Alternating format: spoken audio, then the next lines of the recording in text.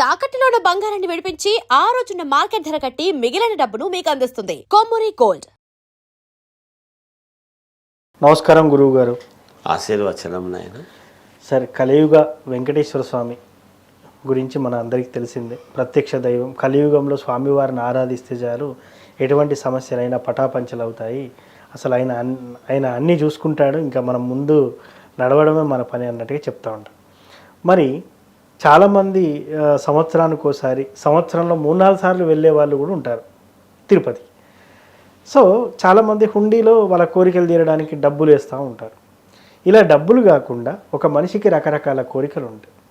ఉద్యోగం, ప్రమోషన్ అనో, ఉద్యోగం రావాలనో, లేకపోతే చక్కటి సంతానం అనో, లేకపోతే ఇంకా ఏదైనా వ్యాపారంలో వృద్ధి సాధించాలనో, ఇలా చెప్పుకుంటూ పోతే ఒకటొకటి ఎన్నో ఉంటాయి.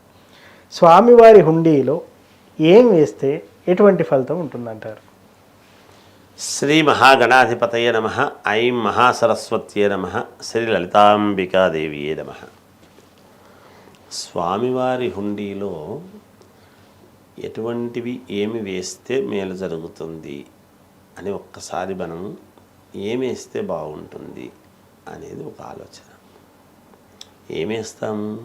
డబ్బులే. ఎక్కువ శాతము డబ్బులే ముడుపుగా కట్టి తీసుకువెళ్ళి ఇది స్వామి ముడుపు అని వేయడం జరుగుతుంది సహజంగా. నిజానికి అదే చెయ్యాలి. ఎందుకంటే మనకు శాస్త్రం కాంచానాం కర్మ విమోచనం. మన కర్మ ఒగదగిపోవాలి అన్నప్పుడు కాయిన్సే, ఎందుకంటే అవి ఇనుము. ఓకే, కాయిన్స్ వేయాలి. కాయిన్సే వేయాలి. నోట్లు వేస్తూ ఉంటారు.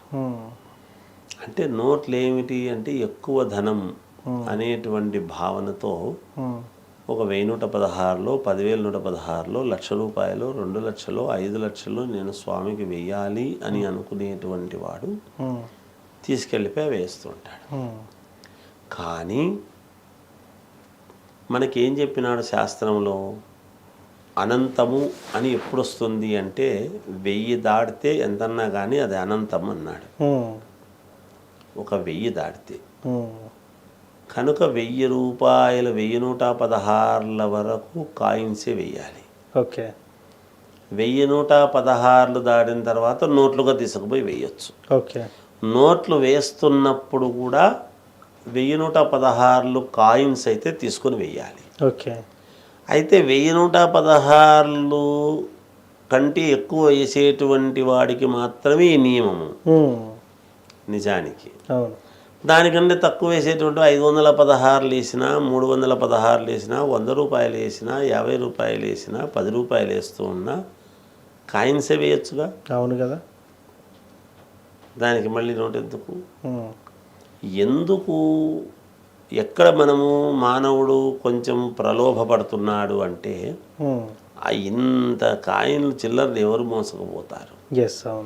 నీ పాపాలను ఈ చిల్లర ద్వారా మోసకపోవడానికి నీకు బరువై నోట్లతో అలా వేస్తే 2,000 రూపాయల నోట్లు వేస్తే అయిపోయింది కదా అని అనుకుంటుంటే మోక్షం నువ్వు వేసినా రాడు. నువ్వు వేసే విధానములో ఉంది.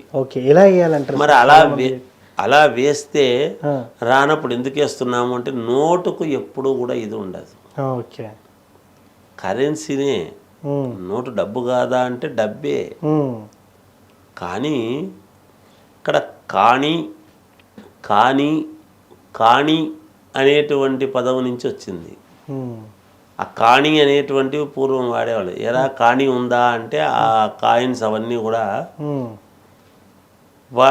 వాటిలో ఏమంటే అది ఇనుము. అది దాని వలన ఉపయోగం మేలవుతుంది. సువర్ణము వేయవచ్చును, వెండి వేయవచ్చును, బంగారం వేయవచ్చు, వెండి వేయవచ్చు.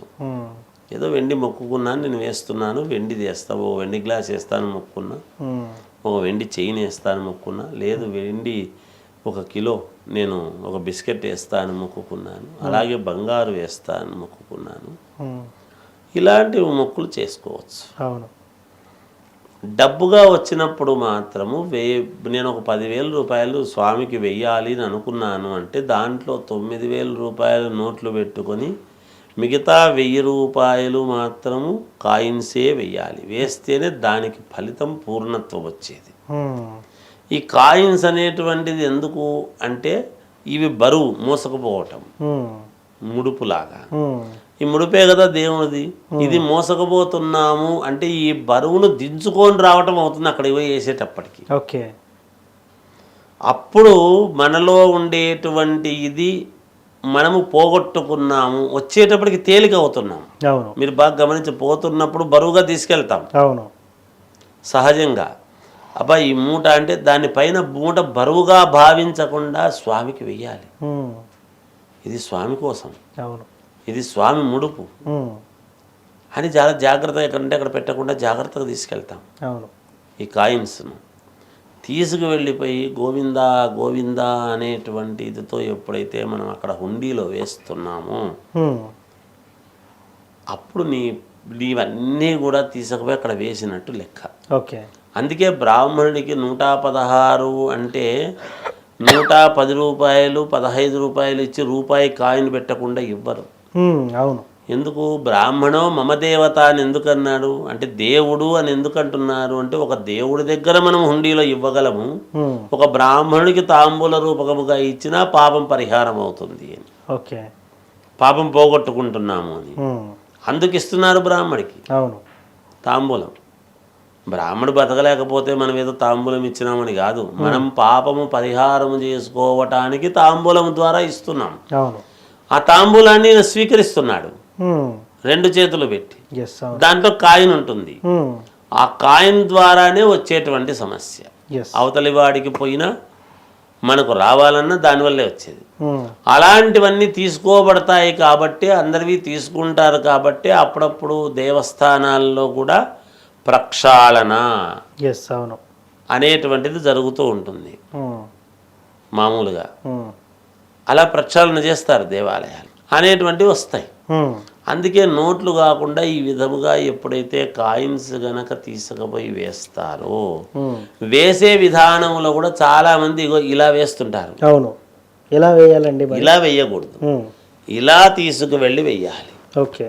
స్వామికి ఇస్తున్నాము అనేటువంటి భావనతో వెయ్యాలి కానీ స్వామికి వేస్తున్నాము, మేము హుండీలో వేస్తున్నాం ఇస్తున్నాము అనేటువంటిది వేరు, వేస్తున్నాం అనేటువంటిది వేరు. అవును.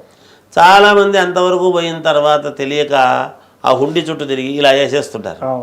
ఇలా వేయకూడదు. ఎప్పుడు కూడా ఇలా స్వామి అని 2 చేతులు ఇంకో చేయి పట్టుకునే వెయ్యాలి.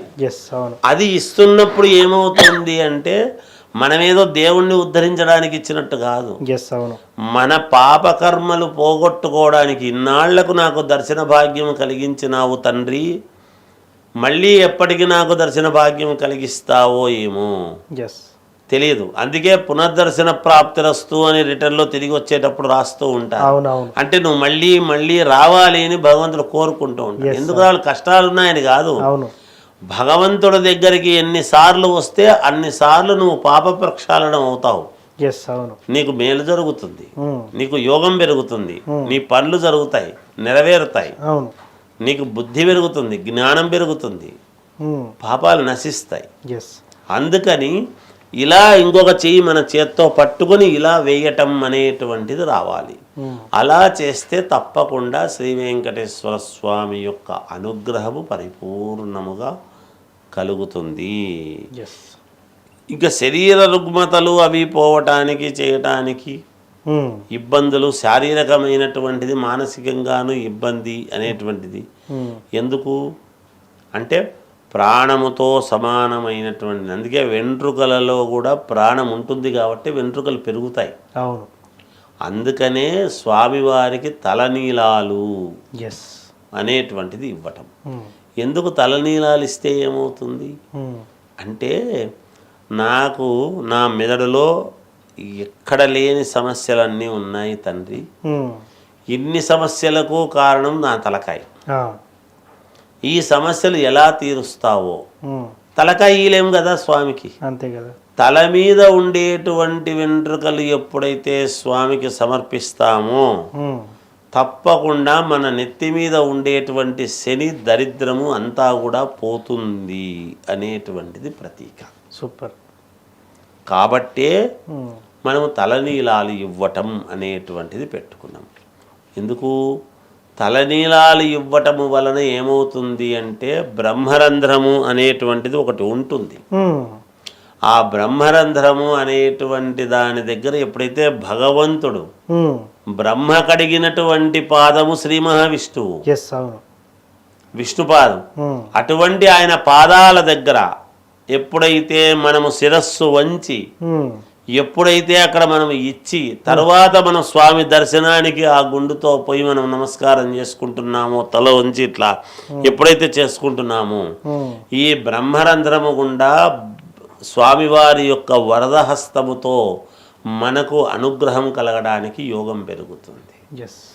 తలనీలాలు ఇచ్చి వచ్చినానబ్బా, నాకు చాలా మేలు అయిపోయిందబ్బా, నా సమస్య తీరిపోయింది. అవును, తలనీలాలు ఇచ్చేంత వరకు నాకు ఆ సమస్య తీరితే తలనీలాలు ఇద్దామనుకుంటున్నాను, స్వామి తీర్చడం లేదు అనుకుంటాం. అవును, నువ్వు ముందు ఇచ్చిరా, తర్వాత అయిపోద్ది ఆటోమేటిక్గా. నీకు అక్కడ ఎప్పుడైతే తలనీలాలు ఎప్పుడైతే సూక్ష్మం మొత్తం ఇచ్చేస్తావో నీ సమస్యలు ఇక్కడ అట్లాగే కొరిగినట్టుగా పోకపోతే అప్పుడు అడగండి. నువ్వు మొక్కునే దాన్ని బట్టి ఉంటుంది, నువ్వు మొక్కుకునే విధానాన్ని బట్టి ఉంటుంది. నాకు ఇదైతే నేను తలనీలాలు ఇస్తా అని ఊరికే పెంచి ఇది కాదు అది కాదు అంటే నీకు చిరాకు పెడతాడు. ఇద్దాం అనుకుంటే అయిపోతే ఇద్దాం అనుకుంటున్నాను, భగవంతుడు ఎప్పుడు ఇస్తాడో ఏమో అని చెప్పేసి ఊరికే పెంచుతూ కూర్చుంటే కుదరదు అట్లా. నువ్వు పో, స్వామి నేను తలనీలాలు ఇస్తున్నాను, ఏదో సమస్యగా ఉంది, నాకు అర్థం కావడం లేదు, ఈ సమస్యను నువ్వే తీర్చు, నాకెందుకు, నాకేం తలకాయ పట్టగట్టినట్టుగా ఉంది, ఇబ్బందులు ఉన్నాయి అని పోయి ఎప్పుడైతే కూర్చొని అక్కడ తలనీలాలు ఇచ్చేస్తావో నీకు ఇంటికి వచ్చేటప్పటికి నీకు సమస్య ప్రక్షాళన అవుతుంది. తప్పకుండా మీరు అందుకు తలనీలాలు ఇస్తున్నారు. ఇప్పుడు ఏమైంది, తలనీలాలు ఎందుకు ఇస్తున్నామో తెలియదు. నేను ఊరికే కొండకు పోయినా తలనీలాలు ఇచ్చిరా, ఈ తప్పు లేదు, తలనీలాలు ఇవ్వచ్చు, ఇవ్వకూడదు అనేది కాదు. కానీ ఫలానా అని అనుకొని ఇచ్చావనుకో అది నీకు తీరిపోతుంది, సమస్యలు తీరిపోతాయి. అది మనం గుర్తుపెట్టుకోవాల్సి. సో మొత్తానికి తిరుపతి కొండకు వెళ్ళినప్పుడు ముఖ్యంగా ఏం దానం చేయాలి, ఎలా దానం చేయాలి అనేది చాలా చక్కగా వివరించారు. తలనీలాల గురించి కూడా చాలా క్లుప్తంగా వివరించారు మీ మాటల్లో. ధన్యవాదాలు గురువు గారు. జయోస్తు.